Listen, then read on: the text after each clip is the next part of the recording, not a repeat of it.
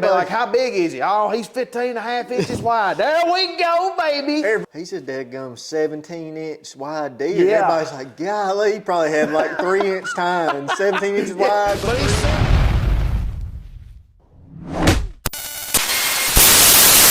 3, 2, 1. Did you turn it on? Hit record? I'm rolling. Okay. All right. So I got the timer going. All right, y'all. Welcome back. Just Your Average Hunter, episode 3. So, Yeah, that's right. Episode 3. yeah, Yeah. it's pretty crazy. Well, Super Bowl day. Yeah. Yeah. How you going for? So who's playing? Gonna piss everybody. Do you really not know? I know the Chiefs and who else? The 49ers. The Chiefs and the 49ers. I'm honestly going for the 49ers, probably. My dad is too. I'm going for Brock Purdy. I like Mr. Irrelevant. Yeah. We're going for I think I'm going to go for the 49ers because Taylor Swift's on the Chiefs now. Yeah. So no, it wasn't about her. I made a video about that today. Yeah. But no, like really and truthfully, I don't care for Patrick Mahomes. I'm not a big fan either, to be honest. Have you seen the quarterback documentary on Netflix? I watched about an episode of it, or maybe two. Patrick Mahomes part where it shows like how whiny he is, and yeah, it's all everybody else's fault and everything. I was like, oh yeah. So his voice just bothers me. But Yeah, he kind of sounds weird. Kermit the Frog, man. Yeah. But he's making like $50 million, so I guess he can talk however he wants, man. Yeah. If I was making 50 mil, I'd talk however I wanted. And that's a total guess. I mean, he's already a multi-millionaire. All right, now I got to do this. Yeah, find out what his net worth is. Dude, every time somebody talks numbers or something like that, I have to. It's like because it's got to be Patrick Mahomes' salary. Okay, so this is good. That's what came up. old Patrick Starr. So I bet he's got a nice salary. Patrick Starr. Patrick Mahomes' salary. I don't know. Oh yeah. Hey. Hey, I'm a Per Spot Track, whatever that is, Spot Trick, whatever. Yeah. Mahomes in 2023 has a salary of $59.35 million. Dude made $59 million. Is that counting endorsements? I don't know what it's counting. Who knows? Yeah, that's Who knows? No, it can't be. It can't be, right? I don't know. I say it can't be. Can be. The figure is broken up into the following category: base salary 1.3, signing bonus. Okay. Well, that's all it says. Yeah, base salary is 1.3 and signing bonus was $20 million, 20.57. So can you believe that? Can you imagine? I was thinking about that today, like if I won the lottery and I just had, $50 million, I was literally thinking about that coming home from church. Probably not what you should be thinking about, but I was thinking how much land I could buy. That's all I think about when I think about money. I'm like, how much land can I get with that? Can I get land in Iowa, Illinois? I'm thinking, can I buy one of these public land parcels around here? Can I move to Canada, to Saskatchewan? Oh, dude. I actually Too talked cold up there. Yeah, I talked to a buddy of mine. He went hunting in Canada last year. He went goose hunting and deer hunting, and I think he went bear hunting maybe, all in the same week. I think they were in Alberta. Okay. I think. But like we talked about in the last podcast, I am terrible with geography, so I know that Saskatchewan. Yeah, Saskatchewan's what, like? No, I'm saying Canada? the way you're saying it, I don't believe is correct. Well, Saskatchewan. I think it's that's how the Canadians Saskatchewan. Say it. That's how the Southerners say it, probably. I think that's how pretty much everybody says it, except you, bud. Hey, you say Illinois or Illinois? Oh, no. So I was in the Marines with some boys from Illinois. Yeah. And the first time that I repeated their state, Illinois, nearly got my teeth. So they say Illinois. Illinois. Yeah. Right. It's Illinois. Well, it does have an S, so, It's like Arkansas. Yeah, which really nobody says that ever. As a kid, I used to spell Arkansas with a W every time. Always. I mean, that makes more sense. Yeah. It's Arkansas. It ain't Arkansas. Yeah, that makes more sense. What are we talking? Canada. Yeah, Canada. Canada. Okay. I was telling about I don't know where the provinces are. Right. Basically what I was saying. Well, I don't really either, but I do know. Ben was telling me that up there, it's not like here to where you can buy an out-of-state tag or put in for a draw or something. Well, I don't know about the draw. I think you can for the draw, but anyway, he was saying something like up there that they don't really have public land. It's weird, and he said mainly what they had to lean on was private landowners selling them tags, and that's what they hunted the whole time. And I'm like, man, of course I haven't looked into it, but So the I have never landowner- heard of anybody going up to Canada and hunting public land. I've always heard they went to an outfitter or whatever. Yep. So I wonder if you can even hunt Canada public, if there's I don't know. even Canada public or whatever. I need to look that up. Yeah. Yeah. But that's one of my bucket list places is Canada. Alberta, Saskatchewan. I've heard there's places where you see a lot of deer, and then I've heard there's places where you don't see a lot of deer, but when you do see a deer, like if you see a buck, it's a good one. Well, didn't your dad go to Canada Yeah, and hunt? he probably went when I was Dude, we were young. I remember when he killed it. 12 maybe. Yeah. Probably 15 years ago, 16 Yeah. years ago. Yeah, he It killed a was good real chocolate horn, wasn't it? Yeah. He killed a good buck, but he was telling me, he didn't see he videoed some when he was up there. He didn't see like a ton of deer. He did have one doe that walked out. They had corn piles and stuff, and he had this one doe that came out. That doe probably weighed. She had to be close to 200 pounds. I remember. I mean, as a kid, you think things look bigger, but I remember watching that video and just being like, that doe's bigger than like every buck I've Yeah. ever seen. She was just huge. Yeah. Well, I remember asking your dad when we were kids because he showed me the picture of it. Yeah. And I guess he saw my face because it was like I was kind of like, it looks small. And he said, yeah, he said it's not as big as, or he said it looks a lot smaller than it actually is because the darn body's so big. Yeah. And I remember when I that saw the picture. mount, I was like, holy cow, that's a good deer. Yeah, I think it weighed like close to 260, 270 probably. Yeah, that's It just was a big deer. that's a giant. Yeah. Can you imagine killing like down here in Mississippi a 260-pound deer? I don't even know if that exists in Mississippi. Dude, the place that I have seen the biggest buck, like I saw him here from your cabinet right there, about 6 yards from us. There was me, Ty, Adrian, and Adam. So there was 3 other guys with me. Oh, and Tony, but Tony was actually I don't think Tony was with us on that. I think he was back to 4-wheeler. But I know there was 3 guys that saw this buck with me, and we were blood trailing a deer. And well, let me back up. Adam shot and missed at he said he missed a giant, like 20 inches wide, tall tines, like the whole nine, huge deer. And he texted us and he said, I'm pissed and everything. And what happened was he shooting crossbow rage, and he didn't see a little vine, 5 or 6 yards in front of him, and his arrow clipped that vine, and it caused the broadhead to expand, and it went right on. It waved off and went right under the deer. Yeah. So ever since then, I'm pretty sure he's shot fixed. But which we talked about that. But That's something that I've never had happen with an expandable is it come undone. Yeah. But that buck that I killed this last year, yeah, I had people comment on that video and say, did those blades come open before it hit the deer?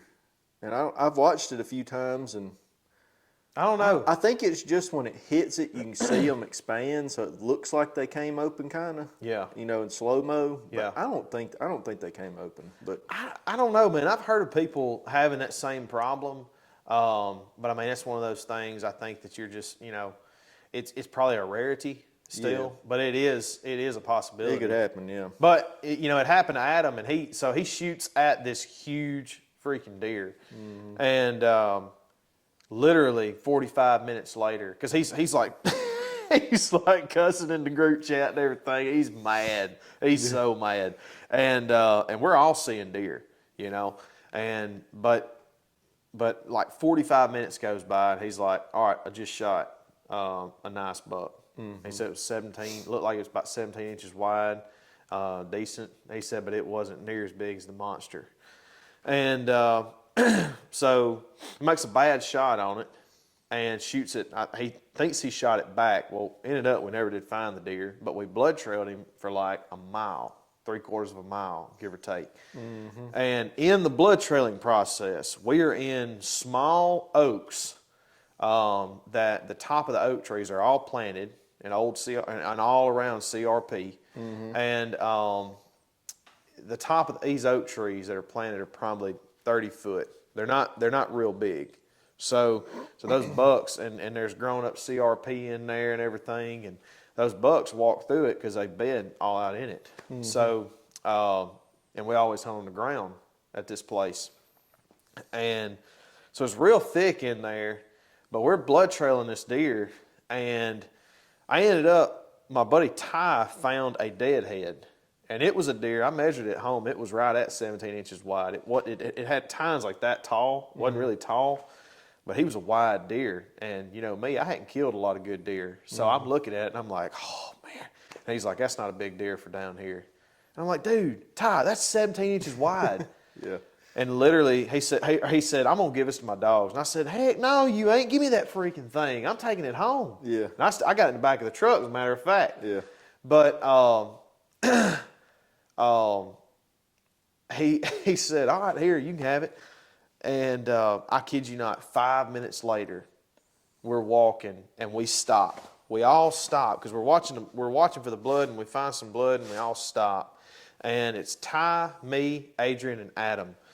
And Adam's the only one that didn't see the deer. So me, Ty, and Adrian, all three saw the deer. But when we stopped, we heard one get up, and we looked to our left, and like 6 yards to our left, this humongous freaking 8-point and that's the only deer that I think I've ever seen on the hoof that I would have said was 250 pounds or better. But when he got up, his tines were, I'm not embellishing, they were at least, every one of them, the G2 and the G3, were at least 10 inches long to maybe a foot. He was real big around, and dude, his width was, I guarantee he was over 20 inches. But I remember I was in the middle of Ty and Adrian, and I'm just sitting there looking, and then all of a sudden I turn around and look back at Ty, and Ty's looking at me grinning. He's like, you still think that deer that you hold is a big deer? I'm like, no, that's not a big deer for around here. But that's like the only time that I've ever, that's the only place where you can go and see does when they walk out of a thicket and you can't see their head. Boys from up here, we're all thinking, that's a dadgum buck right there. Let me get, and then she comes out from behind a tree and she got that old slick head, and you're like, what the man? That's a 160-pound doe, man. Like, but that's the only place around here that's like that. Everywhere else, you know, it's like you said, you know, a 200-pound doe would just be. That's crazy. No, I mean 140-pound doe. Yeah, most does I've killed are about 120 or less. 120's big. That's a big doe. That's a big doe. 4 or 5 year old doe right there. Yeah. There's one up there in Tennessee that she's busted me about 3 or 4 times. Yeah. She's pushing 140, I would say. She's big. Yeah. And she looks huge for a 140-pound deer. Yeah. She looks big. Yeah. So, I mean, I don't know. Mississippi, you could have them, but that kind of something I want to talk about. Would you rather shoot an older buck or a buck that scored more? Because that's a big topic nowadays. Right now, Yeah, buck that scores more. You say scores more? Well, and really, it doesn't matter about the score. It's just like I grew up, like me and my brother, my uncle, like all of us, and then none of us ever really scored deer. Never did. Not never really. We never scored deer, so we always went by width. You know. I mean, if you had a 15-inch wide deer, yeah, because that's how, you know, they'd be like, how big is he? Oh, he's 15 and a half inches wide. There we go, baby. Everybody back in the day was like, he's a dadgum 17-inch wide deer. Yeah. Everybody's like, golly, he probably had like 3-inch tines, 17 inches wide. But he's 17 inches wide. Like, yeah, that's a big one, man. Yeah, that's. Oh, yeah. So that's like for me, if I killed a deer that was 120 inches total, and I've killed a 100. What's your biggest, you'd say? I don't know. I'm gonna say it's gonna be between the 2 8 points that I've got mounted right there above the sectional. I'm gonna say they're between 120 and 124, 123. I'd say that the one you had as your profile picture, that one, Yeah. I'd say he's right at 120 probably. All right. So 120 is probably my biggest. Well, if I killed a 115 and he was 18 inches wide, Yeah. I would still be like ecstatic. You know what I'm saying? It is the scoring systems. Not that it's broke, but I don't know. Sometimes the score is not everything. Just Well, like that buck that I killed in Tennessee, like you said. I mean, he's a freaking. His frame is huge. Yeah. He looks like a 150-inch deer, but he's an 8-point. You don't get as many time measurements. But that's a buck that you can put on an outfitter and somebody pay $5,000. Oh yeah. And you see them at outfitters all the time. Yeah. You see 120, 125-inch deer. Yeah. And that's a whole nother topic. That's another reason I think the Midwest ain't what it used to be is because there's so many outfitters and it's a business. You got 100%. People want to kill a deer. Yeah, they want to kill a big deer. Yeah. Especially the ones with money. And people coming from Mississippi, Alabama, Georgia, Florida, Louisiana, when they come up there 125-inch, 130-inch deer, that's a big deer. They're like, I'm shooting that deer. And a lot of places have a 130, 140 minimum. Yeah. You know? So, but now, to fully answer your question on that, Caleb, my answer will be different in the future. Yeah. Lord willing, I'll continue hunting as much as I am now, and I'll get chances at these 120s and 130 and kill more of them. Yeah. I just hadn't killed a lot of mature deer. So it's hard to ask me, like, if you had a 3.5-year-old, 130 walk out, or you had a 5-year-old 120 walk, or a 7-year-old 120 walk out, the better hunter is going to go for the 7-year-old and let the 3-year-old go 2 more years. And I'm hitting that 3-year-old behind the front shoulder. Right now I am. Maybe 5, 10, 15 years from now. Yeah. That's what's cool about deer hunting and any kind of hunting is you evolve every year. Yeah. Well, it's just like when I was hunting Mr. Cuz, man, like I saw that 2.5-year-old 7-point that I was talking about. And he's seen so many deer and so many turkeys in his life. Like, he's forgotten more about turkey hunting than I'll ever know.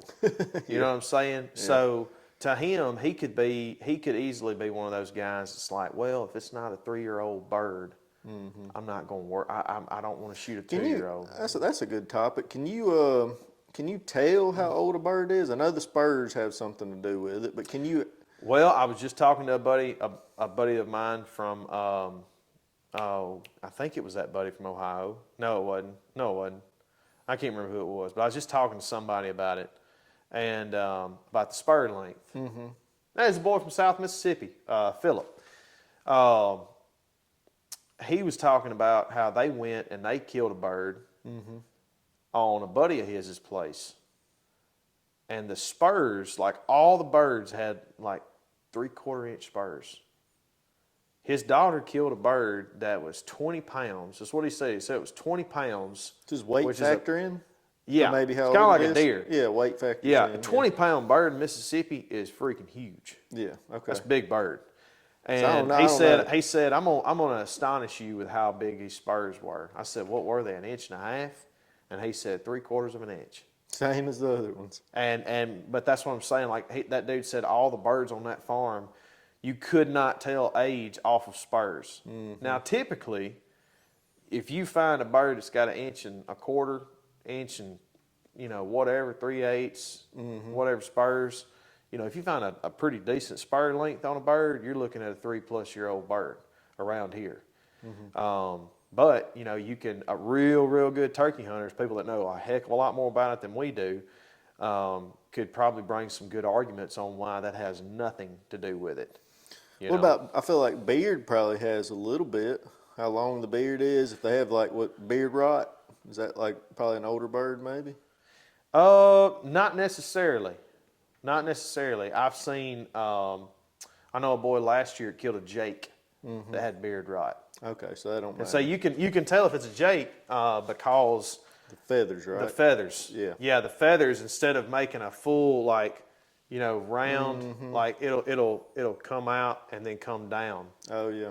So they haven't had all their long feathers come in yet. I don't know what those are called, but yeah, I've actually seen a Jake with beard rot. So it doesn't have to be an older bird for it to be so old its hair is falling out or whatever. I always heard it's hard to like gauge a turkey's age, I guess. Well, see, that's one of those things. Like It don't at this matter, point, really. I don't care. Yeah. Is he legal? Is he not? Yeah. Like, What's legal in Mississippi? 6-inch bird or a 6-inch beard, or a full fan. Gotcha. So if he's got a 4-inch beard and a full fan, pop him. If he's got a 6-inch beard, You can't shoot hens, right? not in Mississippi. Now there's a lot of states you can. I got you. But yeah, in a lot of states out west, they have a fall season too. Yeah, Missouri has a fall season. Like when I was hunting in Missouri up near St. Louis, Yeah. my tag came with two deer tags. It could be antlerless or antler, and 2 turkey tags. Oh wow, So I could kill either one. wow. See, and like I saw a bunch of gobblers this year when I was deer hunting. Probably wouldn't be the same shooting it out of No, a saddle. no, it's not. And I could have with a bow. I could have. Yeah. And Be some good meat though. oh, it's delicious. Yeah. But for the sportiness of it, Yeah. like it's just, and you can't compare. You can't compare sitting up in a tree and deer hunting a turkey as getting out there in the springtime and like as oh gosh, son, I'm talking about it's Oh yeah. I ain't even killed one, but about right sinful. I ain't even killed one, but the times that I went up there and we had those gobblers close to us, or anytime we called and they gobbled, it raised the hair on your arms and neck. Yeah. You know? Well, hey, I promise you, if you'll, It's like hearing a buck grunt when because you don't hear it much. You don't hear a buck Right. grunt much, but when you hear a big mature buck grunt, brr, yeah, that deep, yeah, you don't get to hear that much. So turkey hunting, you get to hear them gobble a little more. You know. yeah. But So- it's still the same. Like it's really hard to explain. Every single time they gobble, you never get used to it. Mm-hmm. It's the only thing that you can't get used to. It's surprising. It's just like, bam, you're like, there Even it if is. he's double gobbling, like, and he's sitting there just hammering and hammering. Yeah. It's like every single time they gobble, they could gobble for 3 hours. And That's it's just why- like your adrenaline and your nerves and excitement. Hey, everything rises. That's why us rookie hunters like me, we want to call to them and make them gobble because we're Yeah. like, we ain't heard it much, so we're like, keep on gobbling. I don't care if you come or not. Hey, and look, rookie hunters like me, all right, and I know veteran hunters that have been hunting 10 years, Yeah. killed tons of birds and everything. I know some guys that love that they get in the woods and they'll sit around the campfire and sit around, at the house and be like, yeah, no, you calling too much. Yeah. All right. As soon as I hear that second gobble, I shut up. I'm done. You get in the woods with them. They're, I mean, it's like it's because it's exciting, So I've done that. And it's different when you get into the woods, and because you can talk a big game, but when you get in the woods and that bird's gobbling, but he's not coming to you. Oh, yeah. Then you start second guessing everything, and then you're like, well, maybe he needs to hear me one more time. Yeah. Maybe this next time, and They're just playing with you. yeah. So it's like you The can't idiot read- over there keeps calling. I know it's him. Yeah. I'm gonna hit him with a gobble, let him think I'm still here, but I'm just walking the other way. Yeah, and it's terrible when you can't see them. That's the worst part. Yeah. When you can't see them, and I've killed turkeys to where I called from them the whole time I could see them, and I've called from them the whole I couldn't see them until 10 seconds before I shot them. Oh yeah. But I it's know as many birds as you've killed. How many turkeys you killed? not many. I've killed 7. That's it. So in April of 2018, I killed my first bird here with Cole Stevens. Okay. March 2019, I killed my second bird with my brother. That's a funny story. He'd love to tell you that. And then 2020,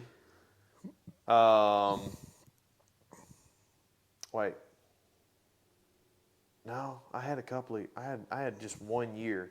It may have been 2019. No, it was. I think it was 20. Oh, geez, Lord, no, it was 2018. Anyway, I had 1 year over the last 5 years, 4 or 5 years, that I hadn't killed a bird here, just one. And then last year was my best year. I killed one here on public, and I killed 3 in Oregon.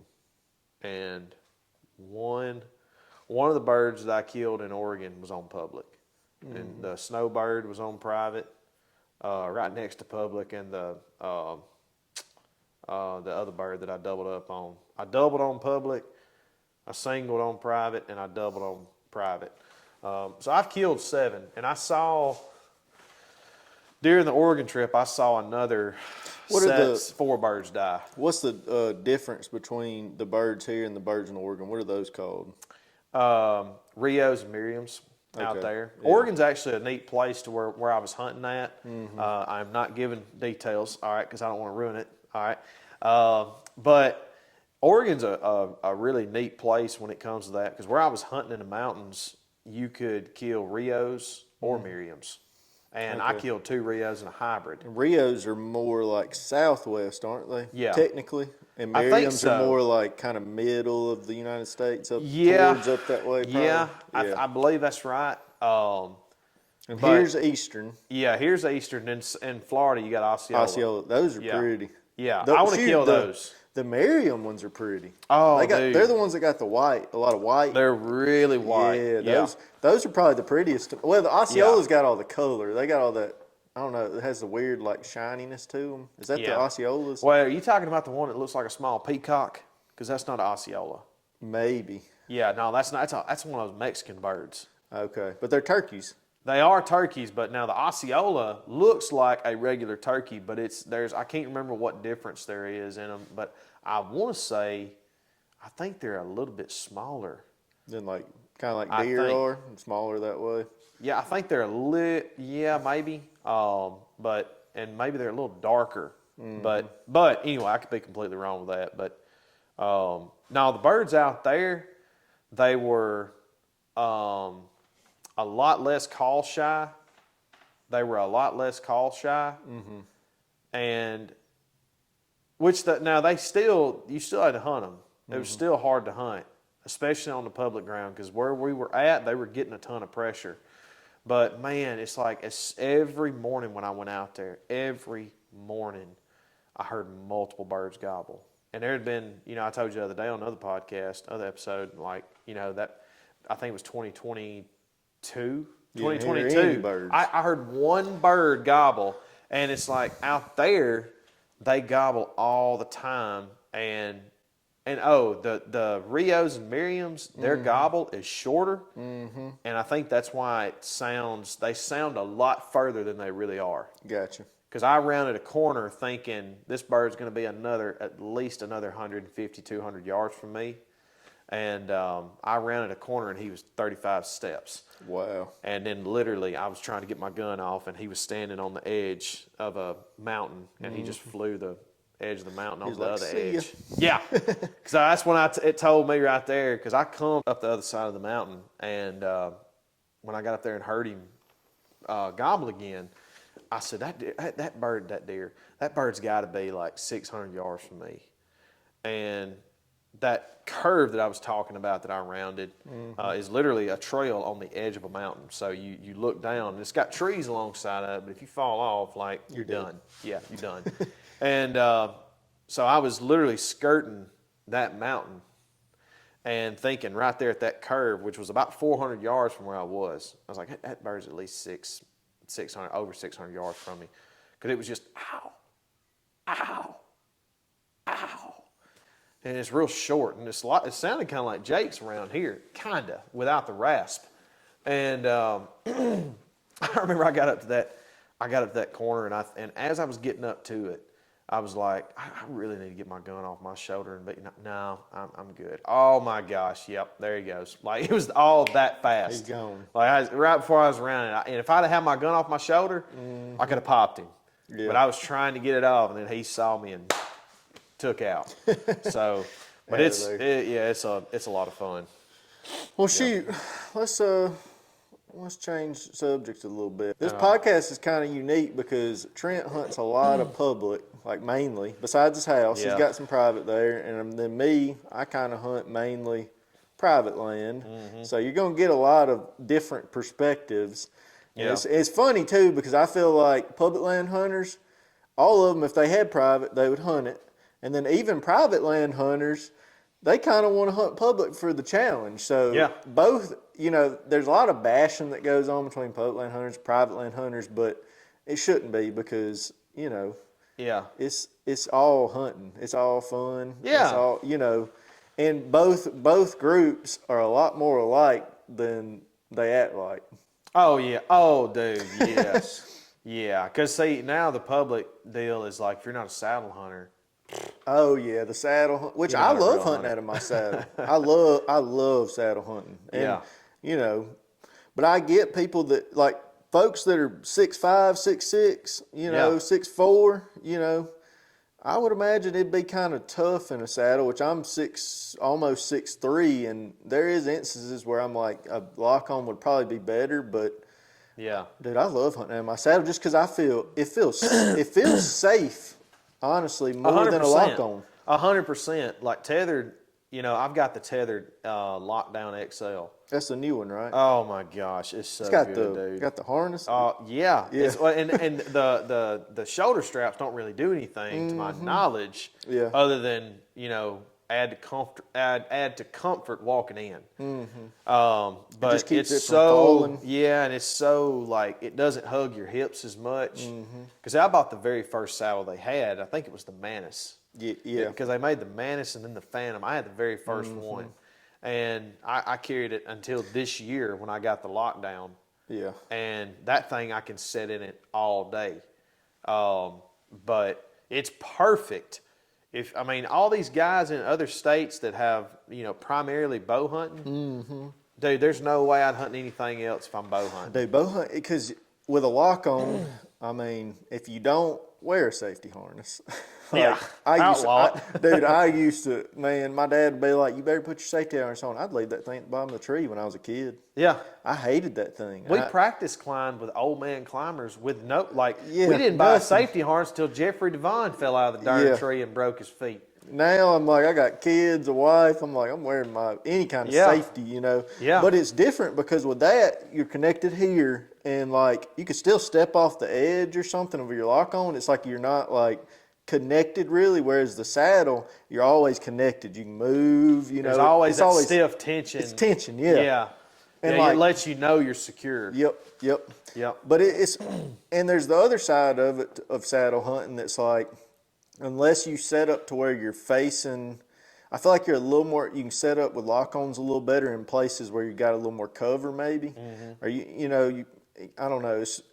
I feel like sometimes where you set up with a saddle, you're a little more kind of where you're leaned out. You're just stuck out a little more. Whereas a lock-on, you can be maybe a little bit hugged up to the tree. You can stand up like up against the tree. You got the backdrop of the tree. Well, you can do the same thing with the saddle. You Yeah. can take your slack out. Like what I do is I'll take my slack out if that's happening, and I'll take that slack out and I'll literally be standing just like you would on a lock on. But I think that's where it comes into strictly personal preference. Yeah. Who's the hunter you talking to? If you're talking to me and my brother, saddle all the way. Oh yeah.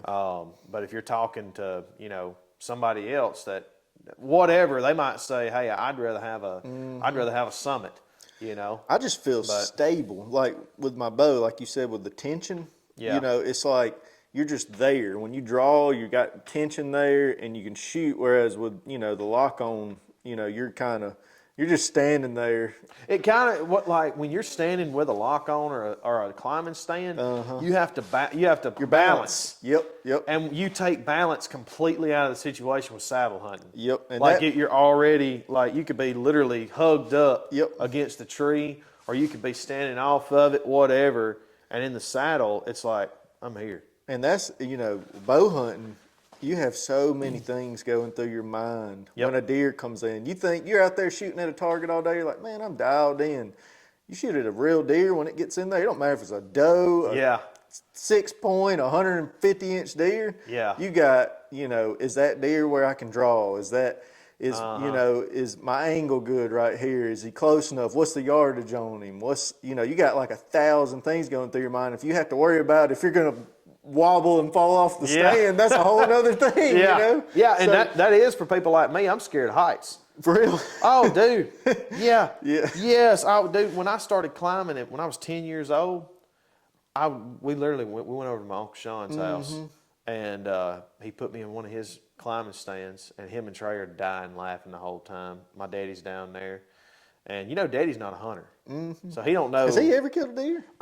Never. No, he wild. wouldn't care, and he'd probably go out there and shoot one like that right there First time. He'd be like, "Oh, son, ain't nothing to this. Heck, fire, boy. Why y'all make it so hard? Yeah, No, but Daddy was down there, and Sean and Trey, and this was the time they were going to start teaching me how to climb, because I was fixing to go hunt public with them, and the public that we all grew up hunting. And all the areas that they hunted, you had to climb because it was all thick underbrush, undergrowth. And so I get in that tree stand, and I get up there, and I'm like, all right, I think this is good. Now, Daddy's 5'10". Okay, he's not like me. He's not a tall guy. All right. Daddy reaches up not even reaches up and grabs the bottom of my stand. He's like, son, I think you're gonna have to go a little bit higher than that. So yeah. So but I ended up, the military helped me with that a lot. Probably, yeah. And now, I got a 32-foot rope, and I actually took a picture of it this year. But my rope, when I come down, because I rappelled down, my rope was like 4 foot off the bottom of the ground. So I was up there. You're way up there, yeah. But yeah, I mean, it's for somebody like me that's scared of heights and can climb 35 foot up a tree and relax and feel safe. Yeah, I could be a salesman for them on that, big time. Yep. So, no, yeah, it's everything's just changed so much. Like I remember using climbers back in the day. Man, I used one. Where did I use one? I used one within like the last 2 or 3 years. I can't remember where I was, but I used one. Yeah. I was like, man, this thing sucks. It was loud. I think going up's fine. It's coming down for me where you gotta you're trying to kick that thing off the tree and kick it down off the tree, and you're like, my gosh, I ain't never gonna get down out of this tree. Well, I used mine this year hunting behind the house. Really? Yeah, I used mine hunting behind the house. I also, but literally where I killed those 2 bucks. I killed them in the shoot house. Well, during bow season, I hunted out of the shoot house is right here. And in bow season, I hunted out of my saddle in a tree right here. And I hunted out of my climber in a tree right here. That's another thing with climbers. You got to have a straight tree. You got, yeah. And it can't have no limbs either. Dude, I'm going to tell you, I could hook that saddle up that 2x4 right there if you had it strapped down good enough. I mean, those things can climb just about anything. Oh, yeah. You can get up anything in them. And you're talking about cover. Man, you can literally just climb on branches, on those small oak trees, and just get up in there and cut you out a pocket or bend you a pocket of limbs to where you can shoot, tie off your saddle, and you talking about doggone cover. I mean, that's having a saddle. You can get in a fully limbed out tree, and the deer have no idea where you are. Oh yeah, it's that's the other cool thing to me about saddle hunting is you feel like you feel like an Indian back in the day, just up in a tree, finna shoot a bison. It's so I feel like it feels more primitive almost, like you're just hanging from the tree up there. Oh yeah. But I don't know. He means Native American, by the way. Okay, because we're politically correct. All right. Yeah, but no. But anyways, yeah, I don't know. I've grown fond of my saddle. Yeah, I would rather, and I've even kind of got into a hybrid thing. I got a lone wolf. What's that? It's like a lone wolf alpha or something. I don't remember what it's called, but it's pretty light. I mean, it's not as light as say my tethered Predator XL, but it's big. It's big for as big as it is. It's light, And it's kind of Yeah. nice being able to just stand up there on a lock-on with a saddle. And Yeah. and I took the seat off of it, and I just used it as a platform. Yeah. So you basically saddle hunt with a ginormous platform. Yeah. That's all it is. And it's nice for those instances where you said you can take your slack out, and if you have to make that offside shot or whatever, Yeah. you can just take that slack out and turn around on that got platform. plenty of room. Yeah, it's nice. Yep. Yeah. When I started saddle hunting, I started like that biggest deer I killed. Mm-hmm. I killed it standing on a hawk helium stick. See, I've seen people do that. There ain't no way my big butt could be up there standing on one of those sticks. That's it. That was it. The whole dude. I hunted the man. whole season because I had to sell a shotgun, a climber, and something else. I sold 3 hunting objects, and it was a bow. expensive. It was a little bitty old piece of junk, old PSC bow, old bow, and I made it all a bundle, and I think I sold an Escort 12 gauge shotgun, that bow, and that stand for all like $400 or $500, and I bought my saddle and everything. And back then the platform was, which is more now, but it was over $100. And crazy how on much Tether's website, and Yeah.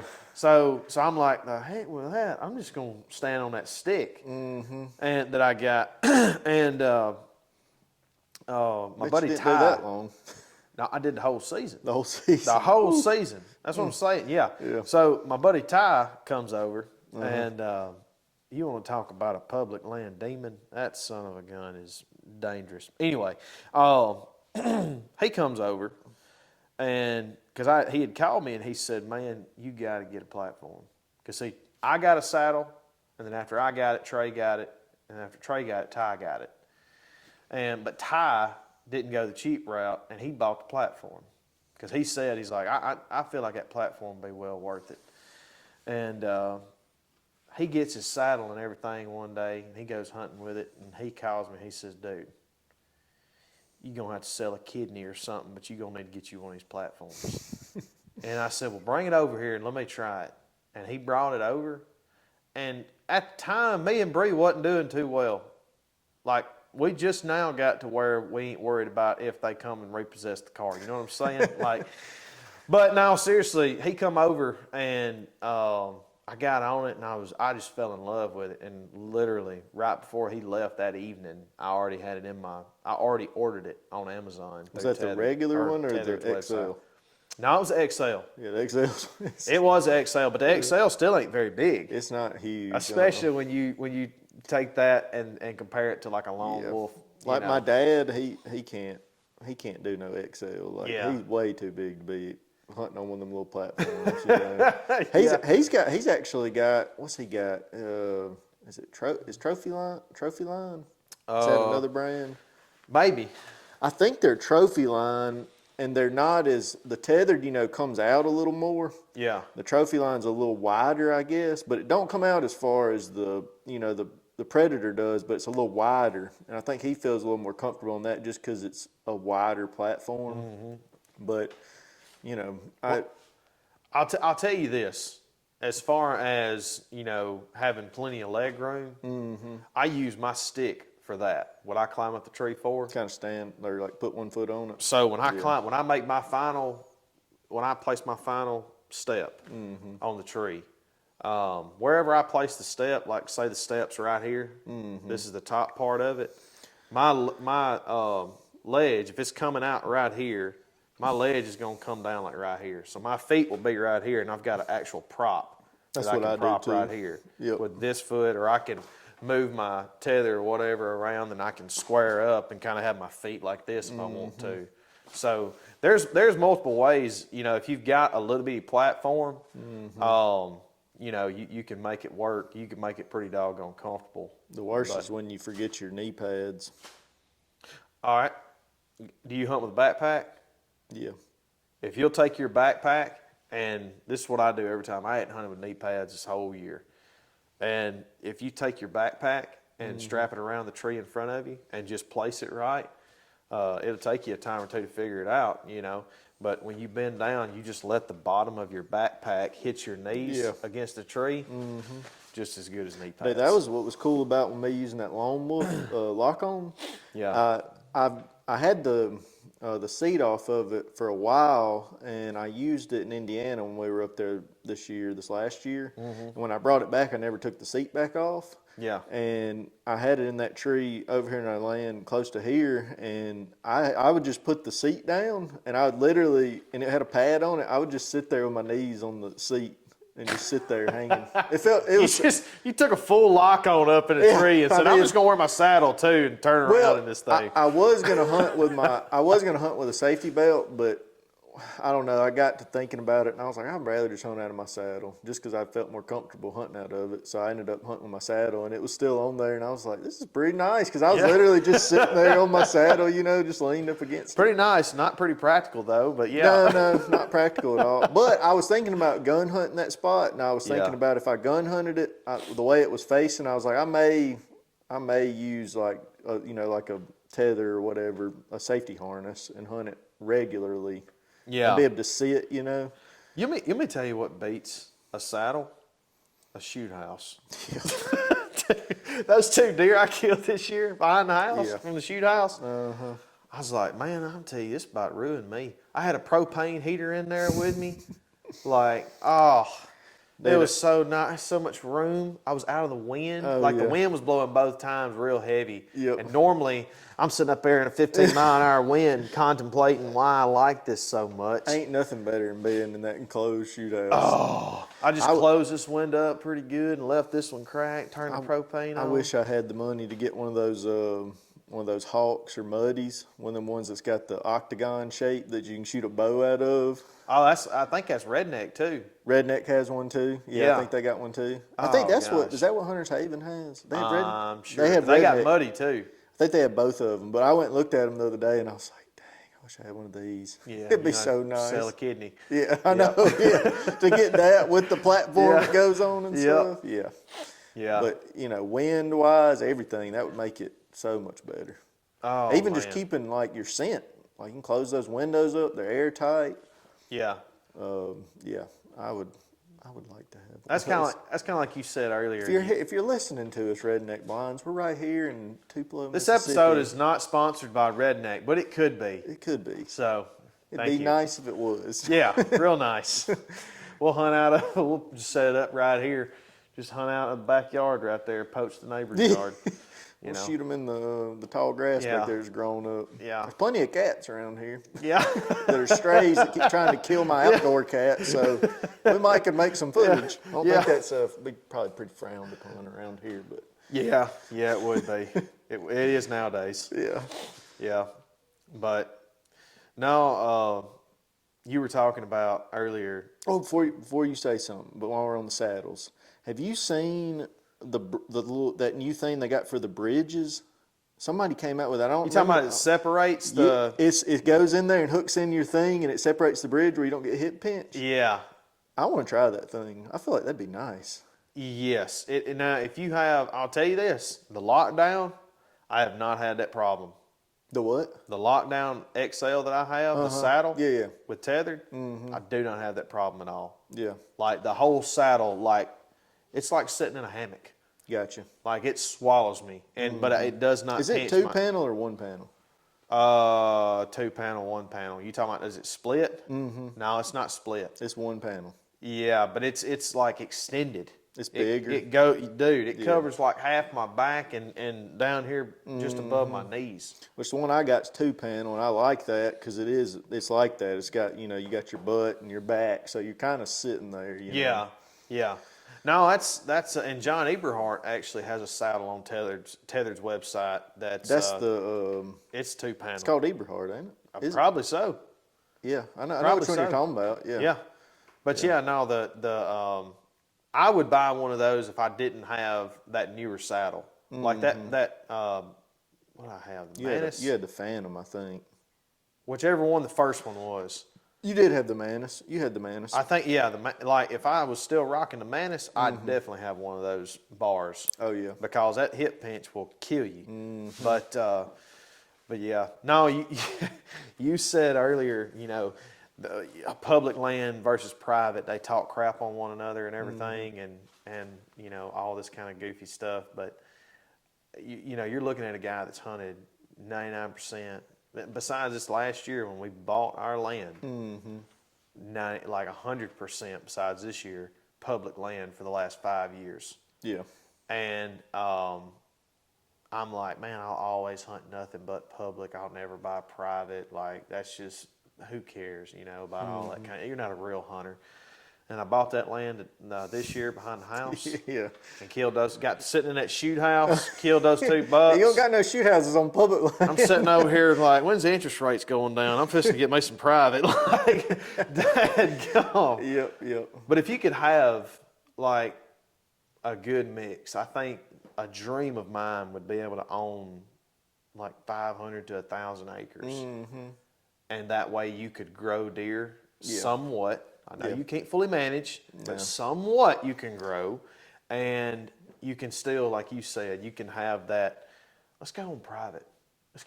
Or let's go on public this week. Let's go out here and chase a daggum 14-inch wide basket rack 8. That's another thing, which we're probably about to end it here in a minute. But think about how cool it would be if even on public land people were like, if we passed this 2-year-old, like not even maybe letting them get to 4, but just like the 2-year-olds, like if we just passed all these 2-year-olds, if everybody had that mindset on public land, 3-year-old, I mean, a 3-year-old buck is a good deer.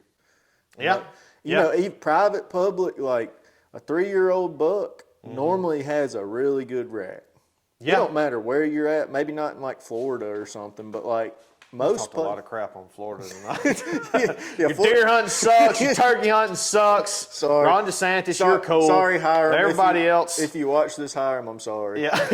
That's my buddy from optometry school. Yeah. He lives in Florida. Rob Arrington, deer meat for dinner. If you watch this, you're from Florida. We love you. Okay. We'll get you on here. You can tell us how good it really is. So, but no, like, a 3-year-old deer anywhere, it goes back to, I saw somebody say one time, I think it might have been Dr. Strickland at Mississippi State. He was on a podcast and he said, age class is probably the number one thing. I think they did a study in Mississippi where it was like, even in South Mississippi, where usually, you would think they were smaller deer, and they probably are body wise. But he said, if you give them good nutrition is one thing, but he said age class is, even bigger than that. Just getting a deer to 3 or 4 or 5 years old, they're going to grow a pretty good rack. Nutrition plays a big role and genetics play a big role. Yeah. But that age class thing, even if they don't have good nutrition or great genetics, most of the time at 3 years old or 4 years old,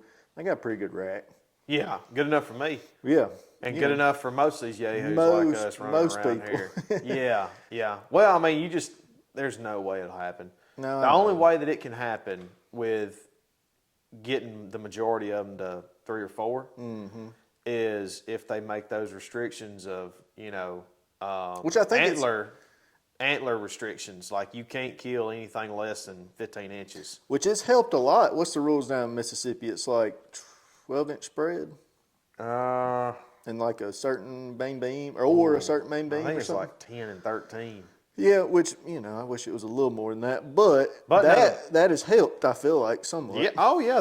Well, I mean, basically any place you go around here that's got, good restrictions like that, you're going to have better deer. Oh, yeah. You still going to have outlaws. You still going to have people kill the smaller bucks. But if they know, hey, Green Jeans is sitting at the gate. Yeah, I've got to risk getting a ticket for this. There's a lot more people that's going to be like, well, I either ain't going to do it or I ain't going to go down there and hunt. That's right. Yep. So, but. Which I want everybody to have fun and be able to shoot what they like, But at the same time, I want us to have what we're capable of having in Mississippi. Yeah. Because I think, and it's gone up a lot. I remember my dad sent me an article on Facebook or something, and over the past, it was like the last 3 or 4 years maybe, that I think we were in like the top 10 and like Pope and Young entries or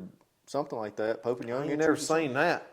We were in the top 10 over the last like 3 years, and something in that, that regarding that one of those kind of categories as far as like having bigger bucks.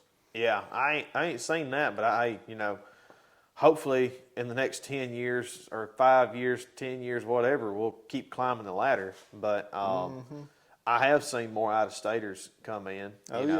Dude, turkey season, you get on public, dude, these boys from Louisiana, Georgia, Illinois, And we got a lot of Indiana. public. We got a lot of public in Mississippi. That's one nice thing about Mississippi is there's a lot of public land. Yeah. I feel like. Yeah, there he is. There's a good bit. But you see those tags from these Midwestern states that you're just like, what are you doing down here? Yeah, we do in Mississippi. Like, why?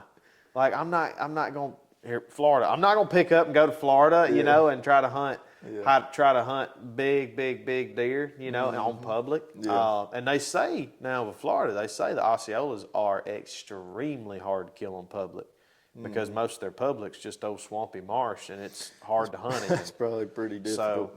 Might get attacked by a mountain lion down there. Yeah, old panther, Yeah, Florida old panther. Florida panther. One of the black panthers that don't exist. Yeah.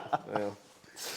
Well, man, I think it's 5:32. Yeah, We need to we get better in get there. in there with our wives, or we're gonna be out here sleeping tonight. Yeah, we got some deer burgers we need to grill up. That's true. Watch the Super Bowl and see how Taylor Swift does. Yeah. I mean, Kelsey. Yeah, right. Yeah. So, and then for score wise, what you calling? I'm gonna say